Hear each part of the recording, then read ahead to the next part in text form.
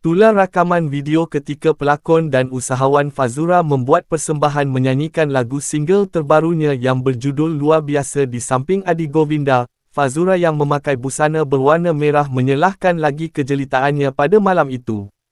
Tidak dinafikan, gubahan lirik dan irama lagu single terbarunya itu sangat sedap didengar, malah Fazura turut mendedahkan berkenaan lirik lagu tersebut memiliki mesej yang ingin disampaikan, lebih-lebih lagi keadaan situasi dirinya sekarang dan buat semua yang senasib dengannya yang harus bangkit setelah jatuh serta berdepan dengan ujian hidup. Namun, persembahan tersebut sekaligus meraih perhatian para netizen.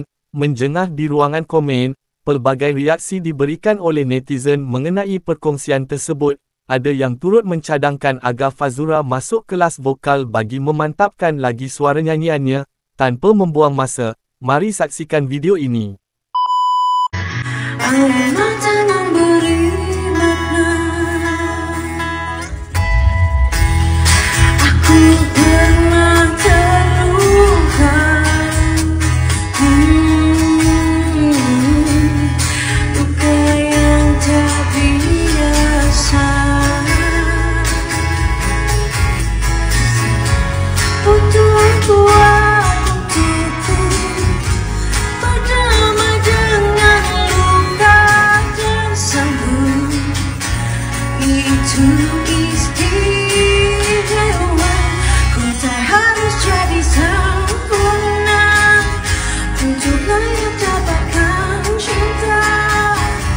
Tapi macam mana Faz relate diri Faz dengan lagu ni? Macam, you know, you see yourself in the song. Yes.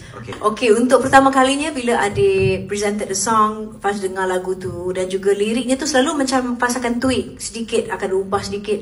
Sampai yang Faz tak suka ke, sampai yang Faz macam rasa macam kena ubah ke, kena something yang very, more relatable to me. Tapi magically, Alhamdulillah, Allah kurniakan lagu ni sememangnya buat Faz sebab setiap lirik tu tak ada yang Faz nak ubah pun. Semuanya wow, menyentuh hati dan orang kata memang something yang memang Faz nak persembahkan di waktu ini untuk diri Faz dan juga terutamanya untuk semua.